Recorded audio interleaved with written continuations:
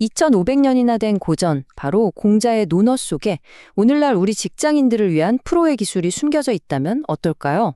좀 놀랍지 않나요? 오늘 바로 그 비밀을 한번 같이 파헤쳐 보려고 합니다. 자, 한번 떠올려 보세요. 아주 중요한 비즈니스 미팅 혹은 프레젠테이션을 앞두고 있어요. 좋은 첫인상을 남겨야 한다는 그 압박감, 다들 한 번쯤은 느껴보셨죠? 심장이 막 쿵쾅 거리고요. 그런데요, 놀랍게도 그 압박감을 2500년 전 공자도 똑같이 느꼈다는 겁니다. 우리가 흔히 생각하는 근엄한 철학자로서가 아니라 정말 중요한 임무를 앞둔 한 명의 전문가로서 말이죠. 오늘날 우리와 같은 긴장감을 느꼈다니 좀 신기하죠? 그래서 오늘은 이 5가지 단계를 쭉 따라가 보면서 공자의 행동 하나하나에 어떤 현대적인 프로의 자세가 담겨 있는지 그걸 한번 제대로 살펴보겠습니다. 자, 그럼 본격적으로 한번 들어가 볼까요? 이걸 제대로 이해하려면 먼저 공자가 당시에 군주에게 어떤 역할을 맡았었는지 그 배경부터 알아야 합니다.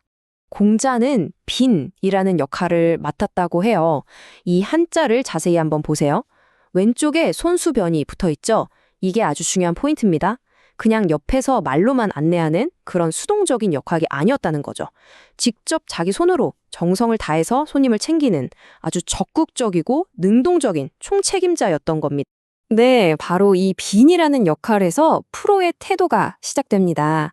어떻게 연결되냐고요?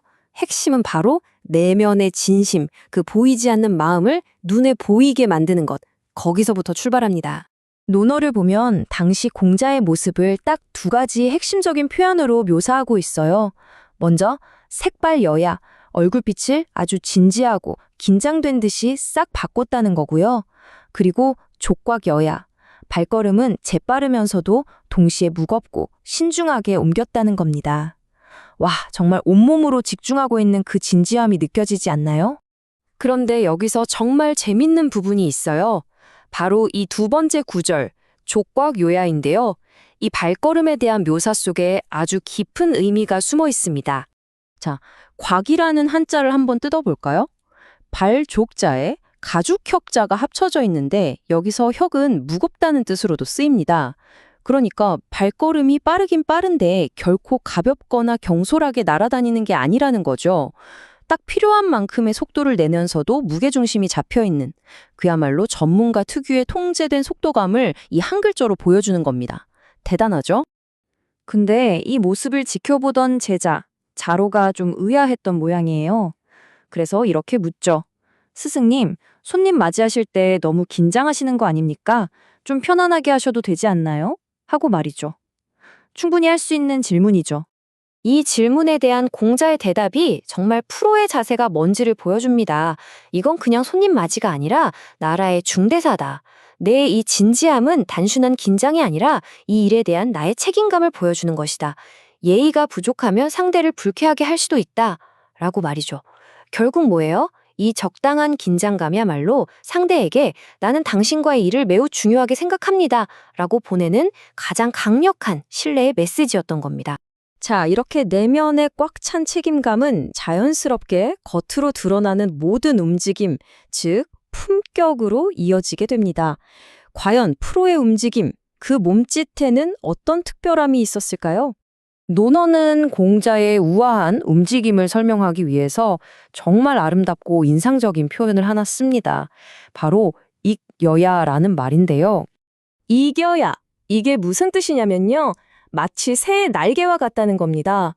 와, 정말 멋진 비유 아닌가요? 이게 무슨 뜻이냐면 프로의 품격이라는 건 그냥 고개 숙이고 겸손하기만 한 게 아니라는 거예요. 새가 날개를 쫙 펴고 위용을 보이면서도 부드럽게 공기의 흐름을 타잖아요? 그것처럼 위용과 배려 사이에서 절묘하게 균형을 잡는 그런 역동적인 자세를 말하는 거죠. 이번에는 또 다른 제자, 안회가 질문을 던집니다. 왜 그렇게까지 복장이나 태도를 흠잡을 데 없이 완벽하게 하시는 겁니까? 하고요. 겉모습의 중요성에 대해 물은 거죠. 공자의 대답은 이렇습니다. 손님은 그 나라를 대표해서 온 사람이다. 우리가 올바른 태도를 보이면 그들의 마음을 얻을 수 있고 그게 곧 우리나라의 이미지를 높이는 길이다. 와, 이거 정말 중요한 포인트죠. 결국 한 사람의 태도가 곧 그 사람이 속한 조직, 더 나아가서는 국가 전체의 품격, 요즘 말로 하면 브랜드 이미지가 된다는 겁니다. 프로는 시작도 중요하지만 과정만큼이나, 아니 어쩌면 그 이상으로 마무리가 중요합니다. 진짜 프로는 이 끝맺음에서 신뢰라는 최종 징표를 남기거든요. 손님을 다 배웅하고 나서 공자는 군주에게 돌아가 항상 이 특정한 구절로 보고를 마무리했다고 합니다. 바로 빈불구에 손님께서 뒤를 돌아보지 않고 떠나셨습니다. 라는 뜻입니다. 이게 무슨 의미일까요? 손님이 조금의 의심이나 불안, 아쉬움도 없이 정말 완벽한 대접을 받았다고 느끼면서 완전히 안심하고 떠났다는 뜻입니다. 이거야말로 신뢰와 만족도를 보여주는 최고의 KPI, 즉 핵심 성과 지표 아니겠어요? 자, 지금까지 살펴본 이 모든 태도들, 진지함, 품격, 완벽한 마무리, 이 모든 것들이 하나로 모이면 프로를 정의해야 하는 가장 중요한 가치, 바로 일관성이 만들어집니다.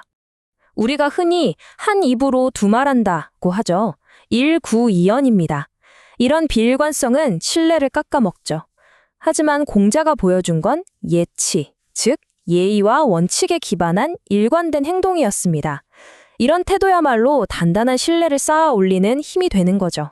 이 일관성의 힘이 얼마나 대단한지는 학자 여범의 일화에서 정말 잘 드러납니다.